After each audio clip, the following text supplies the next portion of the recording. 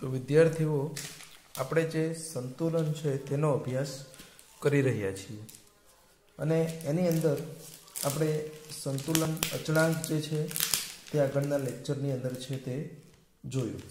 હવે એની અંદર છે તે આજે આપણે આગળ જઈએ અને સંતુલન અચળાંકના જે અનુપ્રયોગો છે તેને અહીંયા ડિસ્કશન આપણે કરવાની છે. સંતુલન અચળાંક આપણો જે છે તે અચળાંકના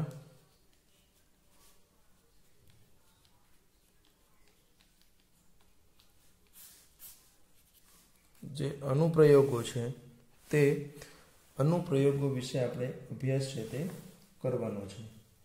તો ખાસ તો આપણે સંતુલન અચળાંકની જે અગત્યની વિશિષ્ટતાઓ છે એમાં તો આપણે પહેલાં તો એ વસ્તુ એની જે વિશિષ્ટતાઓ છે તેની આપણે જો વાત કરીએ તો સામાન્ય રીતે જે સંતુલન અચળાંકની અભિવ્યક્તિ આપણે ત્યારે જ લાગુ પાડી શકાય કે જ્યારે પ્રક્રિયકો અને નિપજોએ સંતુલન અવસ્થાએ અચળ મૂલ્ય પ્રાપ્ત કર્યા હોય.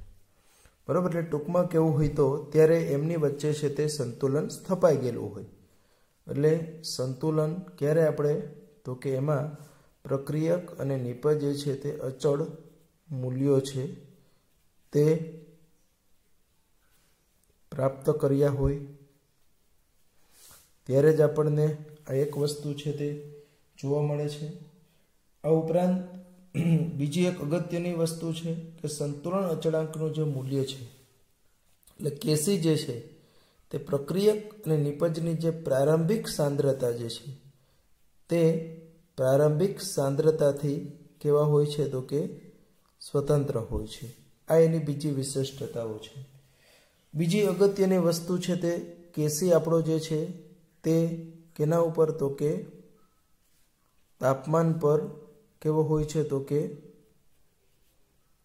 આધારિત હોય છે. કેસી જ આપણો જે છે તે તાપમાન ઉપર આધારિત હોય છે. ખાસ કરીને દરેક ચોક્કસ તાપમાને સંતુલન અચળાંકનું મૂલ્ય ચોક્કસ હોય છે.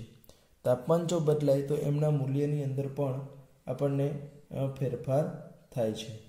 પછી આપણે એ પણ જોયું કે સંતુલન અચળાંક જે પુરોગામી પ્રક્રિયા માટેનું છે તે એના પ્રતિગામી પ્રક્રિયા માટેનો જે સંતુલન અચળાંક છે તેના વ્યસ્ત પ્રમાણમાં હોય છે. એટલે જેને આપણે કેસી ડેશ બરાબર આપણે કેસી 1/કેસી આપણે લીધું હતું. ટૂંકમાં આપણે આજે આગળ બધું આપણે જોઈ ગયા છીએ તે વસ્તુને સારાંશ સ્વરૂપે આપણે અહીંયા લઈએ છીએ. બીજું આપણે કીધું કે સંતુલન અચળાંક કે છે તે એને અનુરૂપ પ્રક્રિયા સાથે સંબંધિત હોય છે અને આપણે કીધું કે આપણે જે મૂળ પ્રક્રિયાને નાના પૂર્ણાંક વડે ગુણીએ અથવા તો ભાગીએ તે મુજબ આપણને મળે છે. એટલે આપણે એના માટે એવું કીધું હતું KC double dash is equal to KC raise to N. જો એન વડે આપણે ગુણીએ તો આપણે એમને એન વડે છે તે મલ્ટીપ્લાય કરવાનું જે છે તો એન એનો ઘાતાંકની અંદર છે તે રૂપાંતરિત થશે. હવે સંતુલન અચળાંકના જો અનુપ્રયોગોની આપણે વાત કરીએ તો એમાં મુખ્ય 3 છે.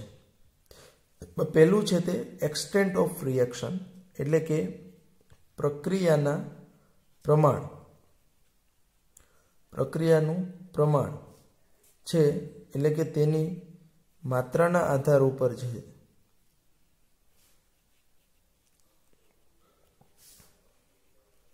આપણે એનું પ્રાકથન છે તે કરી શકીએ. એક વસ્તુ થઈ. બીજું આપણે એના ઉપરથી જે પ્રક્રિયાની દિશા જે છે તે પ્રક્રિયાની દિશા જાણી શકશું. એટલે કે આપેલ સંતુલન અવસ્થામાં રહેલી પ્રક્રિયા છે તે પુરોગામી દિશામાં થશે કે પ્રતિગામી દિશામાં થશે. એટલે એ પુરોગામી થશે કે પ્રતિગામી દિશામાં થશે. આ રીતનું છે કે આ રીતનું છે એ આપણે પ્રક્રિયાની દિશાનું પ્રાકથન છે તે સંતુલન અચળાંકના મૂલ્ય ઉપરથી કરી શકીએ. અને ત્રીજું આપણું છે તે સંતુલન સાંદ્રતા ગણવા માટે બરાબર છે એમનું છે તે સંતુલન સાંદ્રતા છે તે કેલ્ક્યુલેશન. તો આ 3 ઉપયોગો છે તે 3 ઉપયોગો છે તેમનો આપણે અહીંયા 1 બાય 1 છે તે અભ્યાસ કરીશું અને તેને આધારે આપણે નક્કી કરી શકીશું. તેમાં પહેલો ઉપયોગ છે તે પ્રક્રિયાનું પ્રમાણ માટેનું પ્રકથન માટે. તો અહીંયા આપણું જે ડિસ્કસ અત્યારે જે કરવાના છીએ એની અંદર આપણે પ્રક્રિયાના જે પ્રમાણ જે છે તે પ્રક્રિયાના પ્રમાણ માટેનું પ્રકથન કરવા માટે એનો જે ઉપયોગ છે તે આપણે જોવાનું છે. પ્રક્રિયાના પ્રમાણ માટેનું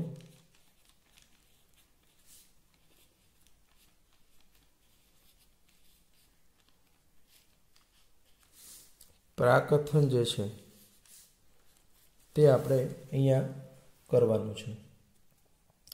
તો સામાન્ય રીતે જે કેસીનું મૂલ્ય આપણું જે છે તે મૂલ્ય વધારે છે કે ઓછું છે તેને આધારે આપણે નક્કી કરી શકીએ. તમે જાણો છો કે કેસી હોય કે કેપી હોય, પણ એમાં ઓવરઓલ આપણે શું હોય છે તો કે ઉપર છે તે નિપજની સાંદ્રતા આપણે લઈએ છીએ, નીચે છે તે પ્રક્રિયકની સાંદ્રતા આપણે લઈએ છીએ. તો સામાન્ય રીતે એની અંદર છે તે આપણને શું થાય તો કે પ્રક્રિયક જે છે તે નિપજની અંદર રૂપાંતરિત થતો હોય. તો જેની અહીંયા તમે એક વસ્તુ કહી શકો કે કેસીનું મૂલ્ય ઊંચું છે એટલે એનો અર્થ એવો થયો કે નિપજનું પ્રમાણ વધારે છે. કેસીનું મૂલ્ય ઓછું છે એનો અર્થ એવો થયો કે અહીંયા રહેલો જે પ્રક્રિયક છે તે પ્રક્રિયકનું પ્રમાણ છે તે કેવું છે તો કે ઓછું હશે, વધારે હશે. સોરી કેમ કે એ છેદની અંદર છે એટલા માટે જો આનું પ્રમાણ વધારે હશે તો કેસી અથવા તો કેપી છે તે કેસી અથવા તો કેપીનું મૂલ્ય છે તે ઓછું છે તે આપણને જોવા મળશે. તો એને આધારે આપણે સંતુલન મિશ્રણ જે છે તે સંતુલન મિશ્રણનું જે સંઘટન છે તેને આપણે 3 ભાગમાં ડિવાઈડ કરી શકીએ છીએ. એક આપણી છે તે એવી પ્રક્રિયા જે છે એવી પ્રક્રિયા છે કે જો કેસીનું મૂલ્ય છે તે કેસીનું મૂલ્ય 10⁻³ કરતાં વધારે હોય. જો કેસીનું મૂલ્ય છે તે 10⁻³ કરતાં વધુ હોય તો એનો અર્થ એવો થયો, આનો અર્થ શું થશે તો કે પ્રક્રિયક કરતાં નિપજ જે છે આપણી તે પ્રક્રિયક કરતાં નિપજનું પ્રમાણ જે છે તે નિપજનું પ્રમાણ કેવું આપણને જોવા મળશે તો કે વધુ હશે. બરાબર ને? આ પરિસ્થિતિમાં કે જો કેસીનું મૂલ્ય 10⁻³ એટલે 1000 થયું આમ જોવા જઈએ તો 1000 કરતાં જો વધારે હોય તો ઓબ્વિયસલી નિપજનું પ્રમાણ છે તે કેવું હશે તો કે વધારે હશે. એટલે એનો અર્થ એવો થયો કે પ્રક્રિયા લગભગ છે તે આનો અર્થ એવો થયો કે પ્રક્રિયા લગભગ છે તે જે આગળ દિશામાં જાય તેમાં લગભગ પૂર્ણતા સુધી છે તે પહોંચેલી હશે. બરાબર? એનો અર્થ એવો થયો કે આપણી જે પ્રક્રિયા થાય છે તે પ્રક્રિયા લગભગ છે તે પૂર્ણતા સુધી છે તે પહોંચેલી હોય તેવું આપણે છે તે આના ઉપરથી છે તે કહી શકીએ છીએ. આ એક વસ્તુ થઈ. ત્યાર પછી આપણે જો વાત કરીએ આવી પ્રક્રિયાઓના જો ઉદાહરણોની આપણે વાત કરીએ તો એની અંદર જે છે ઉદાહરણોની આપણે જો વાત કરીએ તો એક તો આપણે કીધું કે H2ની O2 સાથેની જે પ્રક્રિયા છે તે 500 કેલ્વિન તાપમાને H2 અને O2 સાથેની પ્રક્રિયા જે છે તે એવી પ્રક્રિયા માટે ચોક્કસ તાપમાન આપણે લઈએ છીએ. તો એનો જે કેસી છે તેનું મૂલ્ય 2.4 × 10⁻47 છે. બરાબર સમજો, 47 છે. એટલે કે કેસીનું મૂલ્ય ખૂબ જ વધારે છે. બરાબર? કેસીનું મૂલ્ય છે તે ખૂબ જ વધારે છે. એટલા માટે અહીંયા આ રીતનું જોવા મળે છે. બીજું આપણે એક જો ઉદાહરણ લઈએ તો H2 અને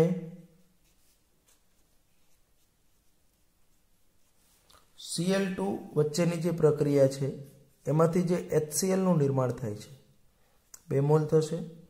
તો એના માટે જે આપણો કેસી છે તેનું મૂલ્ય છે તે કેટલા તાપમાને તો કે 300 કેલ્વિન તાપમાને. જે કેસીનું મૂલ્ય છે તે 4 × 10⁻31 છે, બરાબર. એનું મૂલ્ય પણ ખૂબ જ ઊંચું છે, 4 × 10⁻31 છે. તો આ પણ આપણે ખૂબ ઊંચું મૂલ્ય કહી શકીએ. ત્રીજું આપણું જે ઉદાહરણ છે તેની અંદર જ્યારે H2ની આપણે Br2 સાથે પ્રક્રિયા કરીએ તો H2ની જ્યારે આપણે આ રીતની Br2 સાથે જો પ્રક્રિયા કરીએ તો આ પ્રક્રિયાની અંદર એમાંથી શું મળે છે તો કે 2HBr આપણને મળશે. અને એનું જે છે તે 300 કેલ્વિન તાપમાને એમનો જે Kc છે તેનું મૂલ્ય પણ ખૂબ જ વધારે છે, 5.4 × 10⁻18. તો આ બધાની અંદર આ બધી જ પ્રક્રિયાઓ આપણી જે છે તે બધી જ પ્રક્રિયાઓની અંદર Kcનું જે મૂલ્ય છે તે Kcનું મૂલ્ય વધારે છે. એટલે આ બધી પ્રક્રિયાઓમાં નિપજનું પ્રમાણ વધુ હશે, અથવા તો આપણે એવું કહી શકીએ કે આ બધી પ્રક્રિયાઓ પુરોગામી દિશામાં થશે અને તે બધી જ પ્રક્રિયાઓ છે તે લગભગ પૂર્ણતાને આરે હશે તેવું આપણે કહી શકીએ છીએ. ત્યાર પછી આપણે એની અંદર જો બીજી શક્યતાની જો વાત કરીએ તો એની અંદર સેકન્ડ પ્રોબેબિલિટી આપણી જે છે તે સેકન્ડ પ્રોબેબિલિટી છે એની અંદર Kcનું મૂલ્ય છે તે ધારો કે <10⁻3, બરાબર. એનું મૂલ્ય છે તે પહેલી શક્યતામાં 10⁻³ કરતાં વધુ. હવે આપણે કીધું કે 10⁻³ કરતાં જો ઓછું હોય તો એનો અર્થ શું થાય તો કે એનો અર્થ એવો થયો કે નિપજ કરતાં કોણ વધુ હશે તો કે પ્રક્રિયક છે તે વધુ હશે.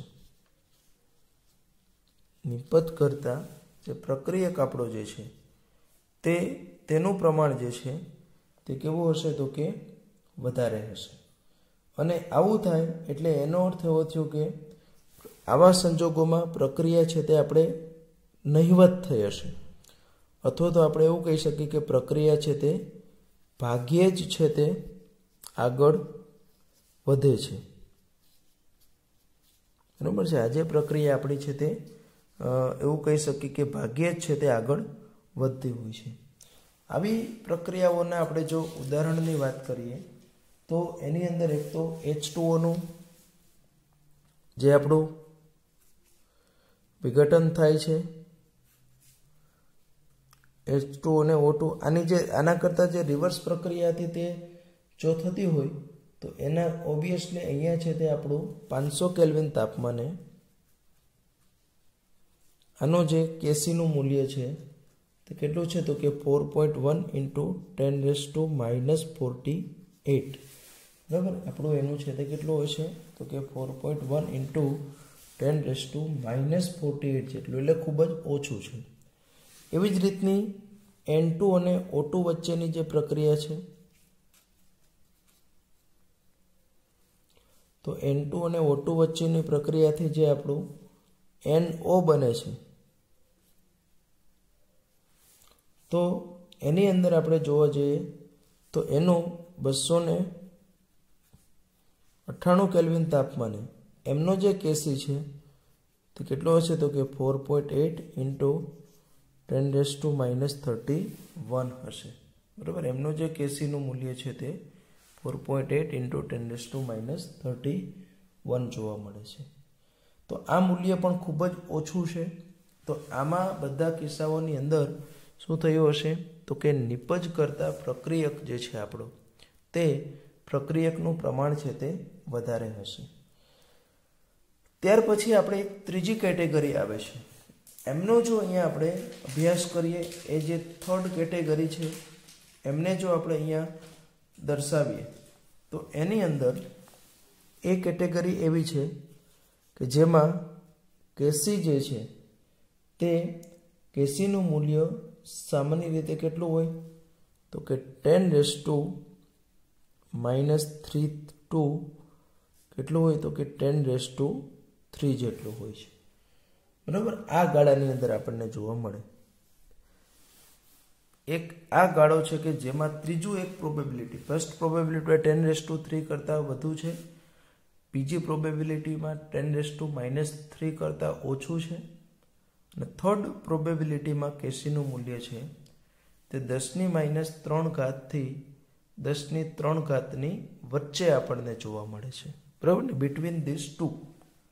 તો આ બંનેની વચ્ચે જે આપણને જોવા મળે છે તે મૂલ્યની જો આપણે વાત કરીએ તો આવી પ્રક્રિયા સામાન્ય રીતે આપણે પ્રક્રિયકોનો નિપજ છે તે બંનેનું પ્રમાણ હશે એની અંદર છે. એટલે આપણે એવું કહી શકીએ કે પ્રક્રિયકો અને નિપજ બંને કેવું, તો કે ગણના પાત્ર ગાળામાં હશે, ગણના પાત્ર પ્રમાણમાં હશે. એટલે ટૂંકમાં આપણે કહીએ કે એ બંને જ જે છે તે બંને જ છે તે એ રીતના પ્રમાણની અંદર છે તે આપણને જોવા મળે છે. આના જો ઉદાહરણ આપણે કરીએ તો આપણે વારંવાર પ્રક્રિયા લખીએ છીએ. H2 અને I2 વચ્ચેની પ્રક્રિયાથી આપણને જે HIનું નિર્માણ થાય છે. તો આ જે આપણી પ્રક્રિયા છે તેનો જે કેસીનું મૂલ્ય છે તે 700 કેલ્વિન તાપમાને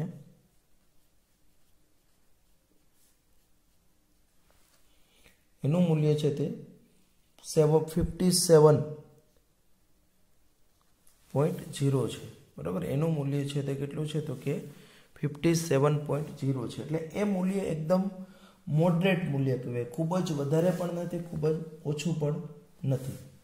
એવી જ રીતનું જે આપણું N2O4 છે તે N2O4નું આપણે વિઘટન જ્યારે NO2માં કરીએ તો આ પ્રક્રિયા માટે એનું જે 25 ડિગ્રી સેલ્સિયસ તાપમાને એમનું જે કેસી છે તે કેસીનું મૂલ્ય છે તે કેટલું છે, તો કે આપણે કહી શકીએ કે 4.64 into 10⁻⁻3, બરાબર, into 10⁻⁻3. તો જનરલી એમનું આટલું જે છે તે આપણને જોવા મળે છે. એટલે આપણે ઇન શોર્ટ એવું કહી શકીએ કે જે કેસીનું મૂલ્ય છે તે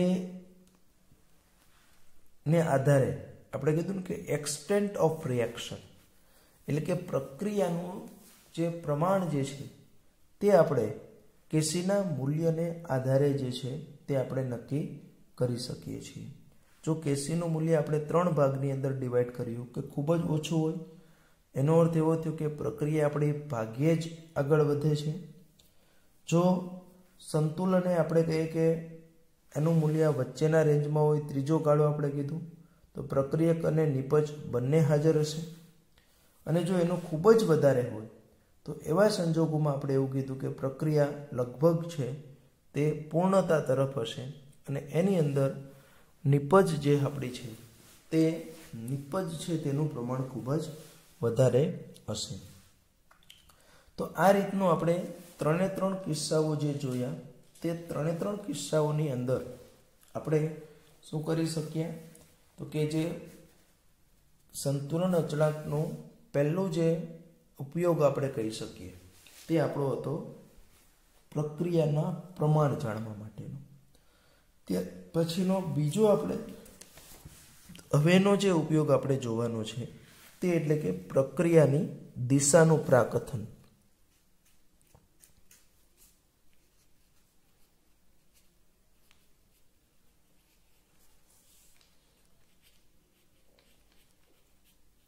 ડિરેક્શન.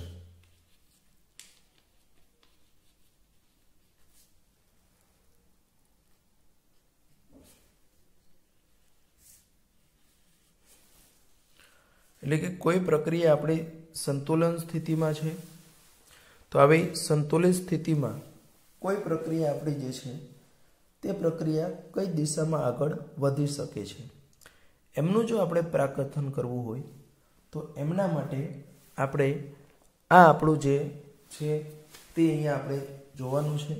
અને એના માટે આપણે સંતુલન અચળાંકની જેમ આપણે એક નવો અહીંયા અવયવ દાખલ કરીશું, અને એ અવયવને આપણે કહીએ છીએ પ્રક્રિયા ભાગફળ રિએક્શન કોશન્ટ. અને આ પ્રક્રિયા ભાગફળને આપણે જો સાંદ્રતા મોલર હોય તો QC, અને જો આપણે દબાણ સ્વરૂપમાં દર્શાવતા હોય તો આપણે લઈએ છીએ QP.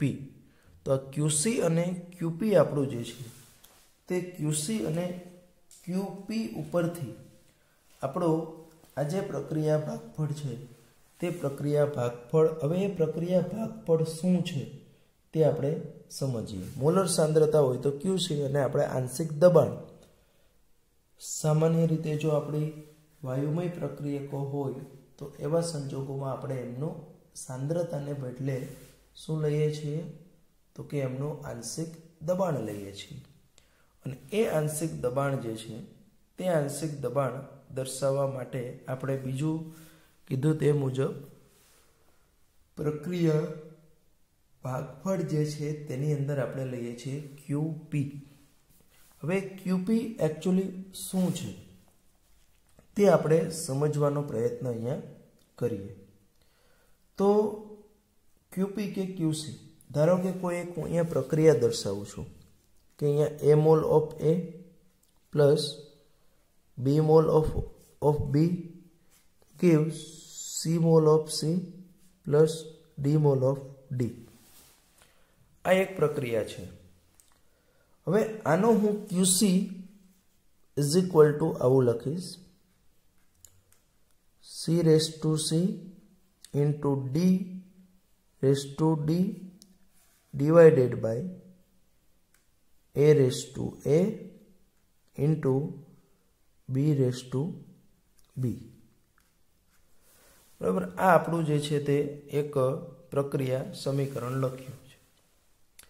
તો આ પ્રક્રિયા સમીકરણની અંદર હવે આપણે હવે QC ખરેખર શું છે તે સમજી લઈએ, અથવા તો QC અને KC વચ્ચેનો તફાવત શું છે.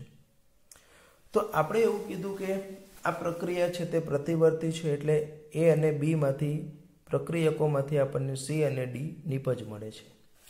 તો આપણી આ જે પ્રક્રિયા છે તે પ્રક્રિયાની અંદર જ્યારે સંતુલન ધારો કે સ્થપાઈ ગયું હશે, તો સંતુલન જ્યારે સ્થપાઈ ગયું હોય તેવા સંજોગોમાં આપણે કીધું કે એમાં રહેલા પ્રક્રિયકો અને નિપજનું જે પ્રમાણ હશે તેને આપણે કીધું કે સંતુલન મિશ્રણ. તો સંતુલન જ્યારે ઓલરેડી સ્થપાઈ ગયું હોય પછી જ્યારે આ પ્રકારનો ગુણોત્તર લેવામાં આવે, જ્યારે એમની અંદર સંતુલન જે છે તે સંતુલન સ્થપાઈ ગયું હોય અને સ્થપાઈ ગયા બાદ જો આ પ્રકારનો ગુણોત્તર લેવામાં આવે તો તેને આપણે ફરજિયાતપણે સંતુલન અચળાંક KC થી દર્શાવીએ છીએ. પણ QC નો અર્થ એવો છે કે આ કોઈ પણ પરિસ્થિતિમાં ધારો કે આ પ્રક્રિયા છે તે 1 કલાક પછી 1 કલાકે એની અંદર ધારો કે એમાં સંતુલન સ્થપાય છે, તો હું એ સમયે જ માત્ર આ ગુણોત્તર લઉં તો જ અહીંયા KC લખી શકું. આપણે જે સંતુલિત સમીકરણનો જે નિયમ ભણ્યા તે નિયમ મુજબ આપણે નિપજની સાંદ્રતાના છેદમાં પ્રક્રિયકની સાંદ્રતા જે દર્શાવીએ છીએ તે ક્યારે દર્શાવીએ છીએ તો કે જ્યારે એમની અંદર સંતુલન સ્થપાયેલું હોય ત્યારે જ દર્શાવીએ તો જ એનો ગુણોત્તર છે તે આપણો KC સંતુલન અચળાંક ગણી શકીએ આપણે. પણ તે સિવાયની પરિસ્થિતિમાં કે જ્યારે સંતુલન નથી સ્થપાયું, કે 1 કલાકને બદલે હું ધારો કે 30 મિનિટે પણ આ ગુણોત્તર તો લઈ જ શકીશું, ભલે એની અંદર સંતુલન નથી સ્થપાયું, તો એ સમયે પણ હું એ ગુણોત્તર લઉં. 1 કલાકને બદલે હું 30 મિનિટે પણ લઉં, 25 મિનિટે પણ લઉં, 20 મિનિટે લઉં, કોઈ પણ સમયે હું જ્યારે એમનો ગુણોત્તર લઉં છું તો એ ગુણોત્તરને જ્યારે આપણે કોઈ પણ સમય ઉપર એ ગુણોત્તર લઈએ છીએ ત્યારે તે ગુણોત્તરને આપણે શું કહીએ છીએ તો કે એને આપણે લઈએ છીએ પ્રક્રિયા ભાગફળ. જ્યારે સંતુલન સ્થપાઈ જાય છે ત્યારે હંમેશા શું બને, QC = KC બને છે.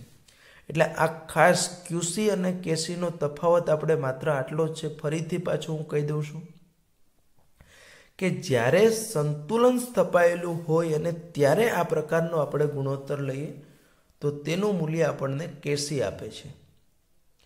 પરંતુ જો સંતુલન સ્થપાયેલું ન હોય, એટલે કે હોય અથવા ન પણ હોય, ગમે તે સમયે આપણે પ્રક્રિયા કોઈ પણ સ્ટેજમાં પહોંચેલી હોય, તો કોઈ પણ સ્ટેજમાં જો પ્રક્રિયા પહોંચી હોય, તો એવા સંજોગોમાં ગમે તે સ્ટેજની અંદર તે હોય, ત્યારે પણ જો આપણે એનો ગુણોત્તર લઈએ, ત્યારે જો આપણે એમનો ગુણોત્તર લઈએ, તો એ ગુણોત્તરની અંદર આપણે ગમે તે સમયનું લઈએ તો તેને આપણે શું કહીએ છીએ, તો કે એમને આપણે કહીએ છીએ પ્રક્રિયા ભાગફળ. ખાસ સંતુલન સિવાયના સમયે પણ આ સાંદ્રતાનો ગુણોત્તર દર્શાવે છે.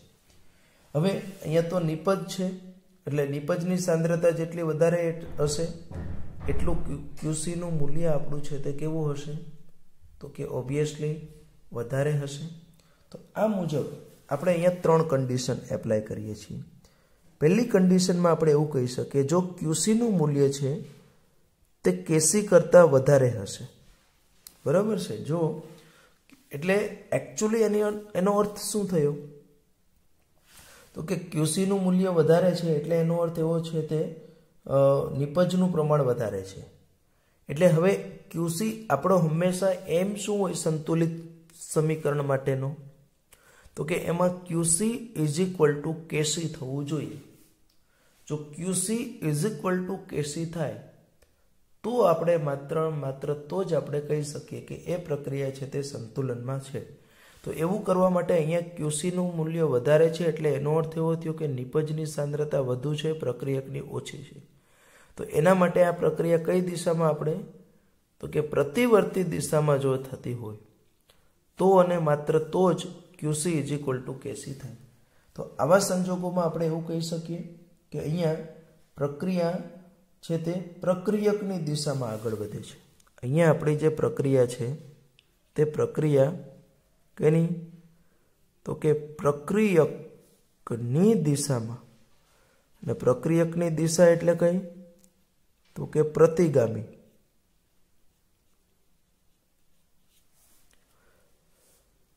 પ્રતિગામી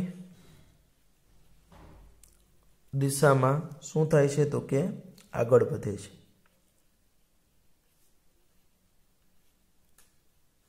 અહીંયા જે પ્રક્રિયા છે આપણી, તે પ્રક્રિયા ક્યાં આગળ વધે છે, તો કે અહીંયા રહેલી પ્રક્રિયા છે તે પ્રક્રિયકની એટલે કે પ્રતિગામી, એટલે પ્રક્રિયકની સાંદ્રતા વધશે, નિપજની સાંદ્રતા ઘટશે, અને એ ઘટે છે એટલે ક્યુસીનું મૂલ્ય છે તે ઘટશે, અને તે કેના તરફ જશે, તો કે કેસી જેટલું થઈ જશે, અને આપણું સંતુલન થશે. બીજી પરિસ્થિતિ આપણે જો દર્શાવીએ તો એવી છે કે જ્યારે ક્યુસીનું મૂલ્ય છે તે કેસી કરતાં ઓછું છે. તો ક્યુસીનું મૂલ્ય જ્યારે કેસી કરતાં ઓછું હશે, જ્યારે ક્યુસીનું મૂલ્ય છે તે આપણો જે કેસીનું છે તેના કરતાં જો ઓછું હશે, તો એવી સ્થિતિમાં એ પરિસ્થિતિમાં આપણે શું કહી શકીશું, તો કે જો ક્યુસીનું મૂલ્ય કેસી કરતાં ઓછું હશે, એટલે એનો અર્થ એવો થયો કે આ બાજુ નિપજની સાંદ્રતા ઓછી છે, પ્રક્રિયકની સાંદ્રતા વધારે છે. તો હવે સંતુલન લઈ આવવા માટે શું કરવું પડે, તો કે આપણી જે પ્રક્રિયા છે તે નિપજ વધુ બનશે તો ક્યુસીનું મૂલ્ય વધશે. એટલે કે પ્રક્રિયા છે તે કઈ દિશામાં, તો કે પ્રક્રિયા છે તે નિપજની દિશામાં, એટલે કે કઈ, તો કે પુરોગામી દિશામાં શું થશે, તો કે આપણી છે તે આગળ વધે છે. બરાબર છે. આ બીજી પરિસ્થિતિ થઈ. અને ત્રીજી પરિસ્થિતિ આપણી એવી છે કે જે પરિસ્થિતિમાં આપણું શું થશે, તો કે ક્યુસી ઇઝ ઇક્વલ ટુ કેસી થશે. અને આ પરિસ્થિતિ આપણી એટલે કેવી છે, તો કે એની અંદર ઓલરેડી છે તે કેવી સ્થિતિ છે, તો કે સંતુલન અવસ્થા છે આપણી. એટલે હવે પ્રક્રિયા બંને દિશામાં સરખા પ્રમાણમાં થશે, સરખા વેગથી. આપણે ભણી ગયા આગળ છે કે સંતુલન છે તે હંમેશા ગતિશીલ હોય છે. બરાબર છે. તો અહીંયા આપણે આ રીતનું પ્રક્રિયાનું પ્રાકથન કરી શકીએ કે જો ક્યુસીનું મૂલ્ય ગ્રેટર ધેન કેસી હશે તો હવે હંમેશા આપણે યાદ એટલું રાખવાનું છે કે કોઈ પણ આપણી પ્રક્રિયા જે છે કે જે પ્રક્રિયા પ્રતિવર્તી છે, બધી જ પ્રક્રિયાઓની હું વાત નથી કરતો, પરંતુ આપણી જે પ્રક્રિયાઓ છે તે પ્રક્રિયાઓ પ્રતિવર્તી છે. તો આવી પ્રતિવર્તી પ્રક્રિયાઓની અંદર હંમેશા શું થશે તો કે આપણી પ્રતિવર્તી પ્રક્રિયાઓની અંદર હંમેશના માટે એ પ્રક્રિયા ક્યાં સુધી થતી હોય તો કે જ્યાં સુધી એની અંદર સંતુલન સ્થપાય ત્યાં સુધી. એટલે હંમેશા આવી પ્રતિવર્તી પ્રક્રિયાઓ સંતુલન અવસ્થામાં આવવા માટેનો પ્રયત્ન થતો હશે. હવે હું ગમે ક્યુસી એટલે મેં પાછું કીધું કે પ્રક્રિયા ભાગફળ આપણે કીધું. એ પ્રક્રિયા ભાગફળ એટલે ગમે તે પરિસ્થિતિમાં આપણે એની નિપજ અને પ્રક્રિયકની સાંદ્રતાનો ગુણોત્તર લઈ શકીએ. તો એ મુજબ આપણે 3 કેટેગરીમાં કીધું કે જો ક્યુસીનું મૂલ્ય કેસી કરતાં વધારે હોય, હંમેશા બે મૂલ્ય સરખા થવાનો પ્રયત્ન કરે, તો ક્યુસીનું મૂલ્ય વધારે છે એટલે નિપજ વધારે છે, તો એનું કેસી જેવું બનવા માટે નિપજ ઘટાડવી પડે એટલે તે પ્રક્રિયા આપણી કઈ દિશામાં જશે તો કે પ્રક્રિયકની દિશામાં, એટલે કે આપણે કહીએ કે પ્રતિગામી દિશામાં. એટલે આપણે કહી શકીએ કે જમણી બાજુથી ડાબી તરફ જશે, બરાબર ને. બીજી રીતે આમાં કહેવું હોય તો આપણે શું કહી શકીએ કે આ જમણી સાઈડ છે એમાંથી આપણે કઈ બાજુ તો કે જમણી બાજુથી ડાબી તરફ જશે. એવી જ રીતનું બીજી કન્ડિશન આપણે કીધી કે જો ક્યુસી ઇઝ લેસ ધેન કેસી હશે, એટલે કે ક્યુસીનું મૂલ્ય છે તે કેસી કરતાં જો ઓછું હશે, તો આવી પરિસ્થિતિમાં આપણે કીધું કે આ પ્રક્રિયા છે તેમાં ક્યુસીનું મૂલ્ય ઓછું છે એટલે આ નિપજ ઓછી છે. તો સરખું કરવા માટે નિપજ વધવી જોઈએ. તો વધે કઈ દિશામાં કે જો આપણી પ્રક્રિયા છે તે નિપજ તરફ વધે. નિપજ તરફ એટલે આપણે કીધું કે પુરોગામી દિશામાં.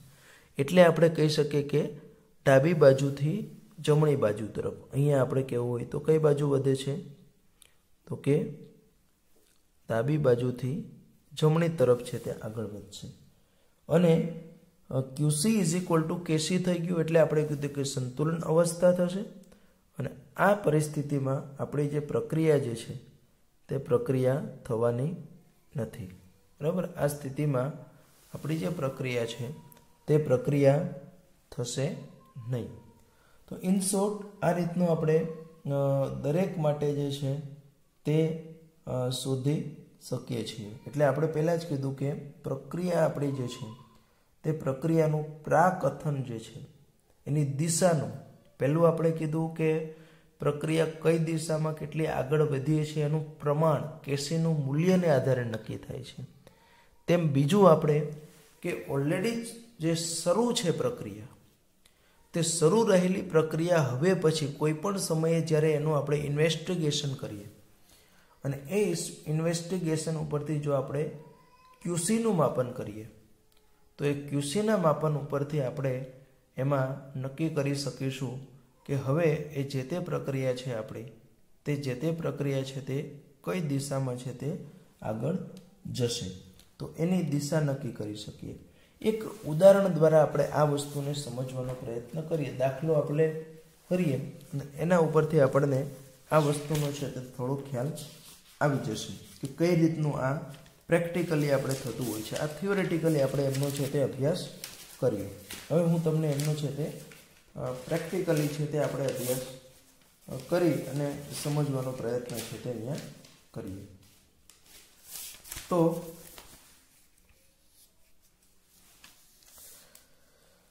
ધારો કે આપણી પાસે અહીંયા લઈએ કે એક પ્રક્રિયા થાય છે કે જે પ્રક્રિયાની અંદર આવું છે કે ભાઈ 2 mall of A gives B plus C. હવે આજે આપણી એક પ્રક્રિયા છે, તે પ્રક્રિયા માટે અહીંયા આપણને આપેલું શું છે તો કે એક તો આપણને કેસીનું મૂલ્ય આપ્યું છે. આ પ્રક્રિયા માટે કેસી બરાબર છે તે 2 × 10⁻³ છે. બરાબર, કેસીનું મૂલ્ય આપણું છે 2 × 10⁻³ છે. બીજું જે અહીંયા આપણને આપેલું છે તે આપેલું છે પ્રક્રિયા મિશ્રણનું સંઘટન આપી દીધું છે. એટલે અને એ પાછું કયા સમયે, તો કે આપેલ સમયે, એટલે કોઈ પણ સમયે, આપેલ સમયે પ્રક્રિયા મિશ્રણનું સંઘટન, એટલે એની સાંદ્રતા, બીની સાંદ્રતા અને સીની સાંદ્રતા, ત્રણની સરખી સાંદ્રતા આપી છે અને એનું મૂલ્ય છે 3 × 10⁻⁴ મોલ પ્રતિ લિટર, અથવા તો આપણે કહી શકીએ કે મોલર. આટલી એની જે સાંદ્રતા છે તે આપણને મળે છે. તો હવે આપણે નક્કી કરવાનું છે કે આ પ્રક્રિયા આપણી જે છે તે પ્રક્રિયા આપણી કઈ દિશામાં આગળ વધશે.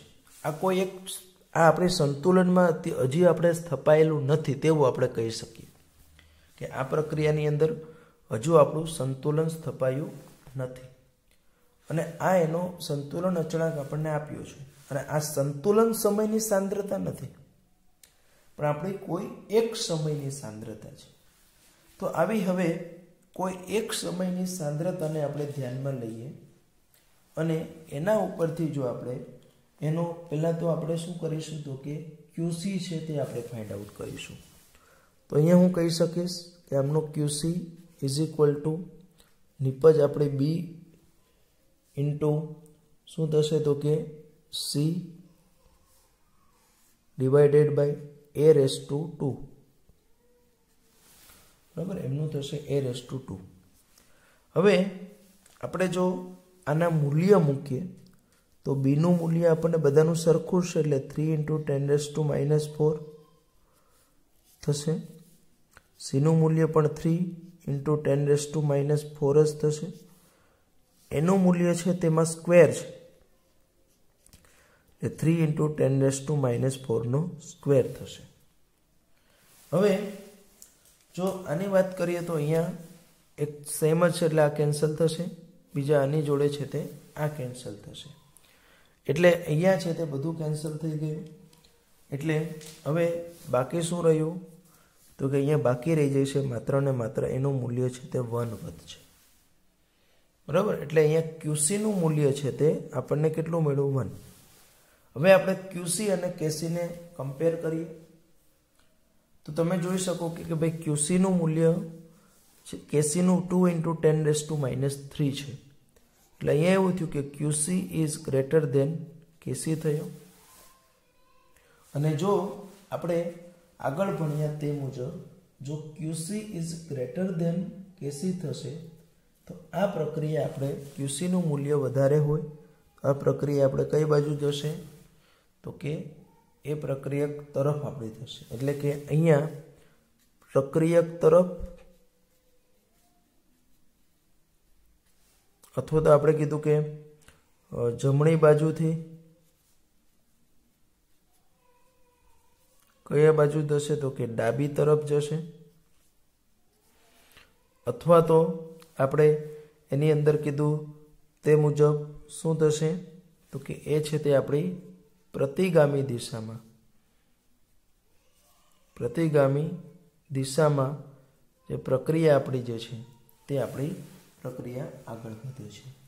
તો આ રીતનું આપણે કોઈ પણ અહીંયા આપણે QC > 1 પણ મૂલ્ય આવ્યું હોઈ શકે, < પણ મૂલ્ય આવ્યું હોય, એવું કોઈ પણ જો મૂલ્ય આપણે આવ્યું હોય તો એના માટે છે તે આપણે આ રીતની યોગ્ય પ્રક્રિયા જે છે તે કરી શકીએ છીએ.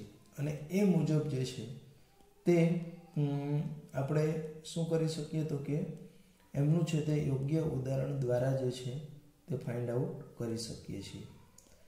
હવે આવી રીતે આપણે પ્રક્રિયા ભાગફળ અને KCની સરખામણી કરી. સાથે સાથે અહીંયા આપણે મુખ્યત્વે આપણે કીધું કે એના અનુપ્રયોગોની જો વાત કરીએ તો 3 છે. એમાંના જે પ્રથમ 2 છે તે આપણે અહીંયા જોયા. એક તો આપણે કીધું કે પ્રક્રિયાનું પ્રમાણ, extent of reaction, A main આમ જોવા જઈએ તો રસાયણ વિજ્ઞાનમાં 3 શાખા છે. એક થર્મોડાયનેમિક્સ એટલે ઉષ્માગતિશાસ્ત્ર, બીજું આવે તે એટલે આ સંતુલન, અને ત્રીજું આવે તે એટલે રાસાયણિક ગતિકી. ત્રણે ત્રણ એકબીજાથી સ્વતંત્ર છે. કોઈ પ્રક્રિયા આપમેળે થશે કે નહીં તેનો ખ્યાલ આપણને ઉષ્માગતિશાસ્ત્ર ઉપરથી આવે છે. ક્યુસી, ડેલ્ટા જી, કોઈ પ્રક્રિયા છે તે કેટલા પ્રમાણમાં થશે તેનો ખ્યાલ આપણને સંતુલન અચળાંકના મૂલ્ય ઉપરથી આવે છે.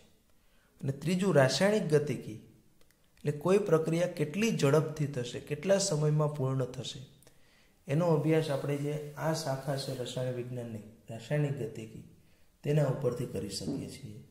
તો આ રીતનું આપણે ત્રણે ત્રણ સેપરેટ શાખાઓ છે અને તેનો દરેકનો અલગ અલગ અભ્યાસ કરીએ છીએ. તો અહીંયા આપણે બે વસ્તુ જોઈ. હવે એનું જે સંતુલન અચળાંકનું જે ત્રીજું જે પ્રાકથન છે તે એટલે કે સંતુલન સાંદ્રતા. આના કરતાં ઊંધું, અહીંયા સાંદ્રતા ઉપરથી આપણે કેસી કે ક્યુસી માપતા હતા. હવે આપણે ઊંધું છે કે જો આપણને સાંદ્રતા આપેલી હોય, કેસીનું મૂલ્ય આપ્યું હોય તો એના ઉપરથી આપણે પ્રક્રિયા મિશ્રણ જે છે તે પ્રક્રિયા મિશ્રણની સાંદ્રતા છે તે કઈ રીતની શોધી શકીએ તે આપણે હવે પછીના લેક્ચરની અંદર છે તેનો અભ્યાસ આપણે કરવાનો છે.